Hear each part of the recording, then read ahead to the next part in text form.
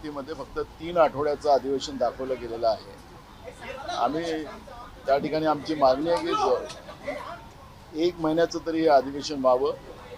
महाराष्ट्रामध्ये अनेक प्रश्न आहेत, जनतेचे प्रश्न सोडवले जात नाही सरकारच्या वतीनं आणि अधिवेशनाच्या माध्यमातून जनतेचा आवाज सरकारपर्यंत पोहोचवून ते प्रश्न सुटावेत ही अपेक्षा आमची आहे आणि म्हणून आम्ही याला 4 आठवड्याचं अधिवेशन मागितलेलं होतं, पण ते फक्त 3 आठवड्याचं अधिवेशन या ठिकाणी सरकारच्या वतीनं घोळ घातलेलं आहे। अरे यार काय चाललं काय तुमचं? मला निघायचंय बाबा, जरा बोललो।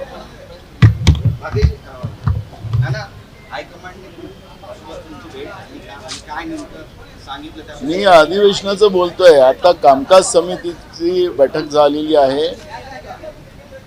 फक्त 3 आठवड्याचं अधिवेशन या ठिकाणी सरकारच्या वतीनं मांडलेला गेलेला आहे। या ठिकाणी सरकारचा उद्देशच फक्त पुरवणी मागण्या मंजूर करणं एवढाच असतो, अशा पद्धतीचं चित्र पाहायला मिळत आहे। आम्ही मागणी आमची आहे की हे अधिवेशन 4 आठवड्याचं झालं पाहिजे। महाराष्ट्रामध्ये असंख्य प्रश्न आहेत, मोठ्या प्रमाणात जनतेमध्ये आक्रोश आहे आणि तो आवाज विधानसभेमध्ये मांडून सरकारने हे प्रश्न विधानसभेच्या माध्यमातून सोडवावे ही भूमिका आमची आहे। ये या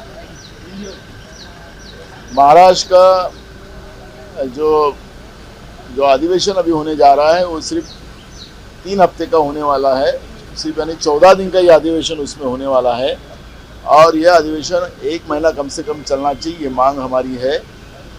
महाराष्ट्र में जनता के कई प्रश्न हैं, सरकार उनकी आवाज़ सुन नहीं रही है और इसलिए उस माध्यम से लोगों की आवाज़ हम बनकर प्रश्न रखेंगे और सरकार ने वो विधानसभा में चुनाना चाहिए, ये मांग हमारी थी।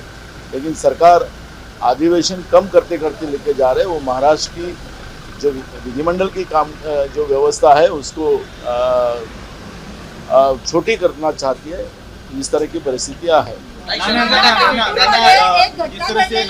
जिस तरह से डिलिमिटेशन का बिल और महिला आरक्षण का बिल पास कराने के लिए टीएमसी के कुछ सांसद गए, महाराष्ट्र में ऑपरेशन टाइगर होगा ऐसा शिंदे शिवसेना कह रही है, आपको क्या लगता है कि ये कितना सफल होगा, क्या जाएंगे लोग?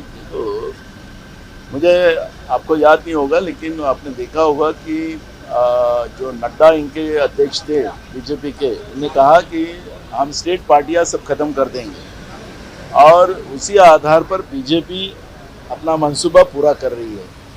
तो डेमोक्रेसी को न मानने वाली जो बीजेपी है उसकी वास्तविकता अब देश भर के सभी राजनीतिक दल जो है, जो स्टेट पार्टी है, उनके सामने आ रही है। लेकिन आपने देखा होगा कि जो मुख्य प्रश्न जो है, ओमान में आज 40,000 भारतीय वहाँ फंसे हुए हैं। हमारे देश के प्रधानमंत्री विदेश घूमने चले गए, कुछ वहाँ पे लोग मरे भी अमेरिका के हमले की वजह से, और हमारे देश के प्रधानमंत्री थैंक यू ट्रम्प जी कहते हैं। तो मुझे ऐसा लगता है कि क्या भारतीय लोगों का अब कोई उनकी जान माल की भी चिंता केंद्र की सरकार को नहीं है क्या? लेकिन हम आह्वान करते हैं कि जो ओमान में हो या वो उस एरिया में जो लोग फंसे हुए हैं, उनको सबको वहाँ से निकाल के लाने का काम देश की सरकार ने करना चाहिए और सबको जीवित हिंदुस्तान में लाया जाए, ये मांग हम लोग करते हैं। आपको लगता है कि क्या शिवसेना के लोग जाएंगे, जिस तरह से उन पर दबाव, कुछ लोग कल बैठक? देखो, वो आपने देखा होगा कि जिस तरह से एक दबाव तंत्र का राजनीति और बीजेपी ने, उनके राष्ट्रीय अध्यक्ष पूर्व अध्यक्ष थे, उनने भी जो बात कही थी उसी आधार पर बीजेपी काम करी, जिसको लोकतंत्र मंजूर नहीं है। मेरे को लगता है कि अब बीजेपी के लिए और देश के लिए ये तोड़ाफोड़ी का जो राजनीति है, दबाव तंत्र का राजनीति है, हिटलरशाही की जो राजनीति बीजेपी ने लाई है, इसलिए वो सब चीज़ें अपने को देखने मिल रहा है। इसलिए मुझे लगता है कि देश की जनता की चिंता ज़्यादा है हमें, और जिस तरह से देश को, देश की संस्थाओं को बेचने का काम मोदी सरकार कर रही है, बीजेपी कर रही है, उसके लिए हम सब लोगों ने अलर्ट होना चाहिए। ये भूमिका मुंबई में जिस तरह से बोरिवली हो, गिरगांव हो, अलग अलग जगह सफेद पट्टियां फुटपाथ पर सोसाइटी के बाहर लगाई जा रही है, इसको लेकर एमएनए और यूबीटी शिवसेना या बाकी लोगों का कहना है कि ये आप जैन वर्सेस मराठी विवाद क्यों खड़ा किया जा रहा है? महाराष्ट्र में आपने देखा होगा 2014 से जो राजनीतिक बदलाव आए हैं उसका परिणाम ऐसा हुआ कि OBC versus Maratha, Hindi versus Marathi, आदिवासी विरोध आदिवासी, ऐसी जो अब शेड्यूल कास्ट विरोध शेड्यूल कास्ट, इस तरह की जो राजनीति महाराष्ट्र में शुरू हुई है उसका महाराष्ट्र को तोड़ने का काम सरकार के माध्यम से शुरू हो चुका है। ये आप सब लोग देख रहे हैं और इसलिए ये जो सफ़ेद पट्टियाँ अपना हिंदी वर्सेस मराठी जो वाद शुरू करने का काम भी, तो इसमें सरकार का योगदान बहुत है और इसीलिए महाराष्ट्र शाहू फुले आंबेडकर का महाराष्ट्र आज जो इसका एक अलग गौरव था वो खत्म करने का काम राज्य की सरकार कर रही है।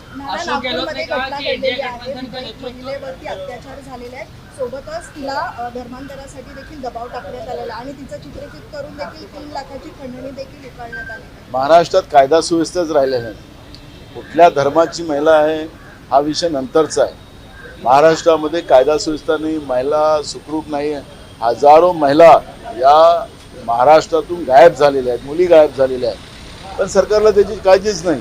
त्यामुळे महाराष्ट्रामध्ये महिलांवरचे अत्याचाराचं प्रमाण वाढलेलं आहे, जातीय दंगली मोठ्या प्रमाणात वाढलेल्या आहे आणि महाराष्ट्रामध्ये कायदा व्यवस्था राहिलेलाच नाही आणि म्हणून हे रोज घटना आपल्याला महाराष्ट्रात पाहायला मिळते आणि रोज एका सावित्रीबाई फुलेच्या महाराष्ट्रामध्ये एका मुली रोज 5 मुलीवर अत्याचार होतात एव्हरेजमध्ये, असं चित्र आपण पाहतोय। धन्यवाद। गहलोत ने कहा कार्यालयामध्ये शिंदेना निमंत्रण दिलं नाही पत्रिकेमध्ये गणेश नाईकांनी को देना चाहिए, बीजेपी धार्मिक एजेंडा चलाकर देश को कमजोर कर रही है। राहुल गांधी का मतलब चेहरा पीएम के लिए तो गलत क्या बोला अशोक गहलोत जी ने, क्या गलत बोला है? बराबर बोला है। शिवसेना भी यही चाहती है कि कोई एक पीएम पद का चेहरा अभी से डिक्लेयर होना चाहिए।